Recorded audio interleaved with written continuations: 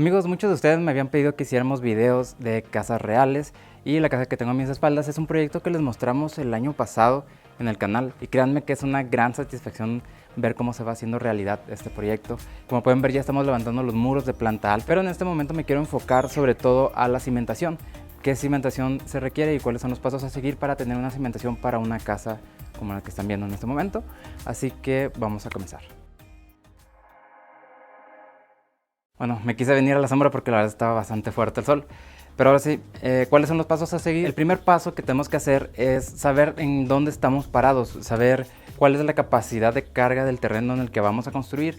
Y esto es, a grandes rasgos, una cimentación. La función de una cimentación de una vivienda o de cualquier obra es que el edificio pueda transferir su peso al terreno sin que éste se vaya a hundir. O sea, básicamente la función es que la casa no se vaya a estar hundiendo, sobre todo en ciertas zonas en las que a lo mejor haya cargas demasiado fuertes. Así que por eso mismo es que las zapatas, que en este caso para este proyecto utilizamos tanto suelo cemento como zapatas aisladas. Las zapatas aisladas son básicamente como una especie de columna que en el fondo va a tener una plancha de concreto. La idea de esa plancha de concreto es que nos ayude a que el peso de la columna que está soportando el peso de la vivienda transfiera ese peso al terreno en un área mayor, de tal manera que se va a estar transfiriendo menos kilogramos por centímetro cuadrado al terreno. Eso obviamente va a ayudar a que se transfiera más fácilmente el peso al terreno sin que haya un hundimiento. Ahora, para saber qué tipo de cimentación y a qué profundidad necesitamos esa cimentación, lo primero que hay que hacer es un estudio de mecánica de suelos.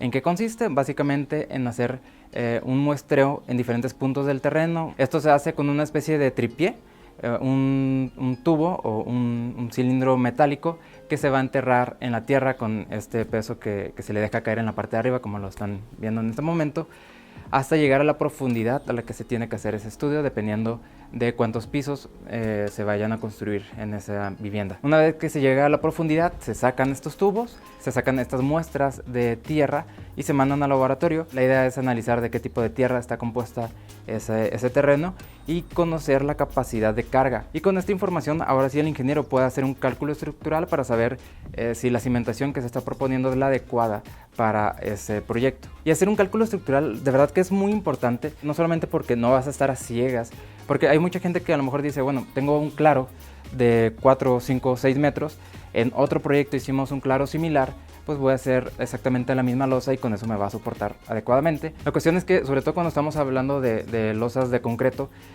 depende mucho de la cantidad de apoyos que tengamos, a cuánta distancia hay, cuál es la proporción en largos y anchos. Así que no siempre porque haya un claro de ciertas dimensiones quiere decir que en otro proyecto se tenga que hacer exactamente la misma losa por tener el mismo claro.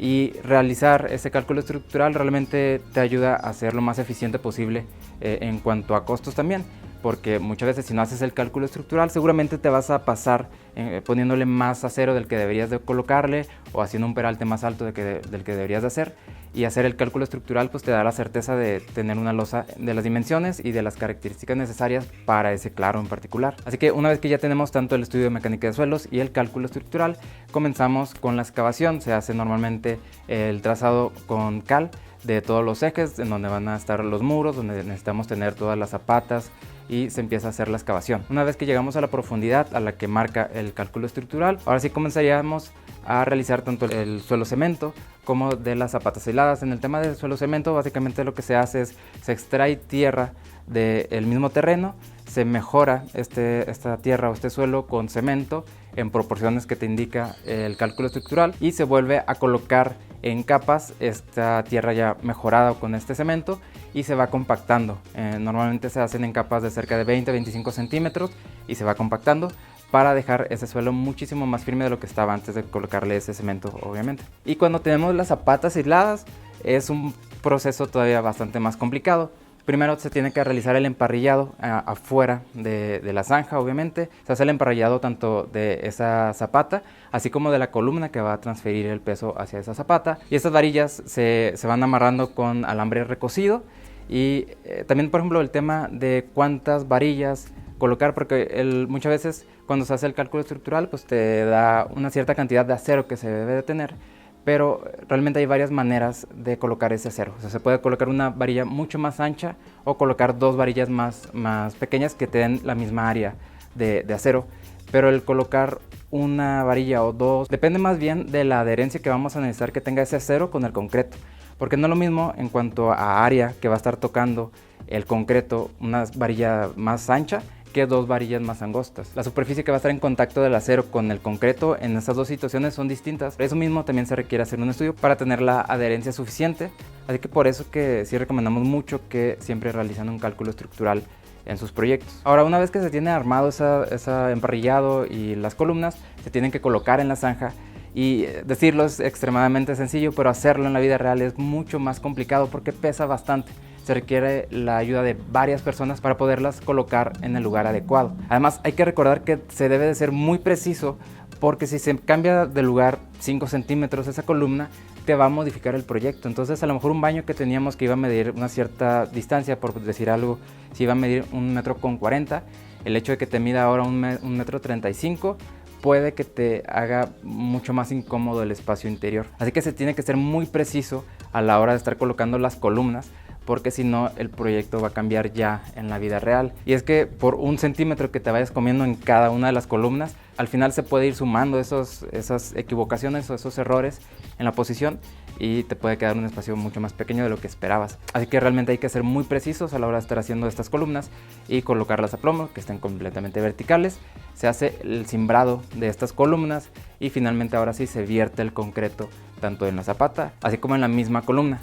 Ahora, este punto del colado yo lo relaciono mucho con cuando se hacen pasteles, que puedes hacer un pastel y cuando vas a quitar el molde, lo vas a desmoldar, tienes como ese miedo de cómo va a salir el pastel, si va a quedar perfectamente lisito o si va a quedar ciertos huecos en ciertas zonas, que en un pastel simplemente lo rellenas de betún. En el caso de elementos estructurales es probable que si no se hizo de manera correcta se tenga que derrumbar esa columna, no te sirva y tengas que volverla a hacer, y obviamente es algo muy caro. Entonces, para evitar que queden huecos en estas columnas o en los elementos estructurales, ya sean traves o losas, se vibra el concreto con una máquina, se llama vibrador, es una especie de manguera y al final tiene una cabeza de metal que vibra bastante fuerte. El problema es que tampoco lo puedes vibrar demasiado, porque entonces los componentes del concreto se empiezan a separar, y tampoco queremos eso, porque si la grava se empieza a quedar en la parte de arriba, todo el cemento del concreto se empieza a hacer más abajo, pues ese concreto no va a tener la misma resistencia. Entonces es un punto en el que debes de vibrar el concreto lo suficiente para que no queden huecos, pero no demasiado para que empieces a descomponer el concreto. Y además, lo complicado es que realmente no puedes ver dónde hay huecos, no hay prácticamente maneras de asegurarte al 100% que no hay ningún hueco en las columnas, en las traves cuando se están haciendo. Entonces es un proceso complicado, de mucho nervio cuando empiezas a descimbrar todos los elementos. Y es que aunque hay ciertas técnicas y aparatos que te pueden ayudar, siempre te queda esa duda de si se hizo correctamente. Pero bueno, una vez que descimbras la columna en este caso, ahora sí podemos comenzar a rellenar todas las zanjas que se hicieron. Se va, al mismo tiempo que se va echando la tierra, se va compactando para que no quede la tierra suelta, y se empieza a colocar también una hilera de block hasta llegar al punto de la dala de desplante, que es básicamente una cadena que se coloca para poder comenzar todos los muros exactamente a la misma altura, de tal manera que todas las hileras de block o de ladrillo queden en un mismo nivel. Y aquí un punto importante de este paso es impermeabilizar correctamente esa cimentación, porque si no se hace de manera correcta, corremos el riesgo de que hasta por capilaridad los muros empiecen a absorber la humedad que hay en el subsuelo, en la tierra, y eso obviamente nos vaya a provocar problemas de humedad que nos va a ir quitando o tirando tanto la pintura como el mismo enjarre de las viviendas. Y una vez que empieza a ocurrir eso, la verdad está bastante complicado el poderlo solucionar.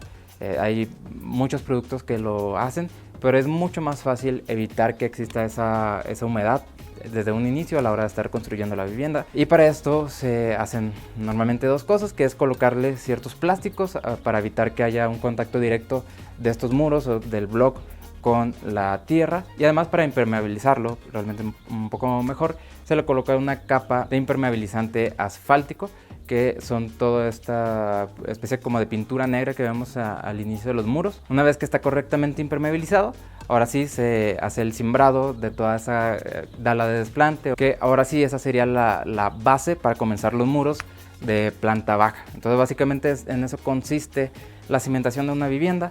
Obviamente hay muchos tipos de cimentaciones, existen zapatas aisladas, zapatas corridas, muchas veces se colocan también ciertas contratraves para unir ciertos elementos estructurales y darle mayor rigidez, no solamente en la parte superior con las traves, sino también en la misma cimentación.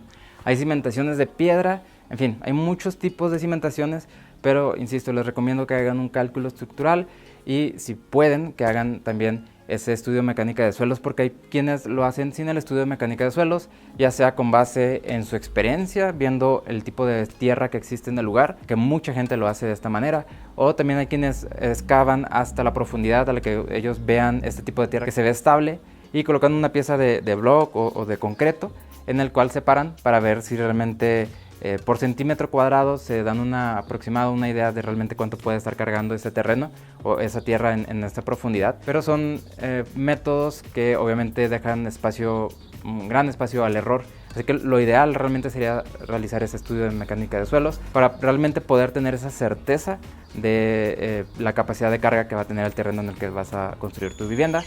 Sobre todo teniendo en cuenta las inversiones que se hacen tan grandes en una construcción. Creo que vale la pena totalmente hacer ese estudio. Me acuerdo perfectamente de un comentario cuando publicamos una historia en la que estábamos haciendo el estudio de mecánica de suelos de este proyecto, en el que decía como que no es necesario y que los constructores nada más están viendo de qué manera sacan más dinero para ganar dinero ellos. Y realmente no es así, inclusive nosotros no es que ganemos dinero de hacer los estudios de mecánica de suelos, al menos nosotros como constructores. Entonces, realmente no es así, es algo que hacemos para poder tener certezas de lo que estamos haciendo y creo que vale la pena. Y pues bueno, seguramente vamos a estarles haciendo más videos como este, mostrándoles procesos constructivos y mostrándoles también este proyecto que estamos realizando. Al final de cuentas es un proyecto que les mostramos y le hicimos algunos cambios en la distribución, sobre todo en planta alta, pero aún así creo que es bastante interesante el ver el proceso, ver cuál fue el proyecto que realizamos y cómo va a ser ese resultado final de la vivienda una vez terminada. Estoy muy emocionado por eso. Quisiera recordarles también que si están interesados en construir aquí en Guadalajara, nos pueden contactar por WhatsApp al 33 16 05 95 07, y si quieren un proyecto arquitectónico y están fuera de México, es simplemente agregar un más 52 al principio, es el mismo número, solamente agregar un más 52 en caso de que estén fuera de México. Y pues de momento sería todo, nos vemos en el próximo video, hasta luego.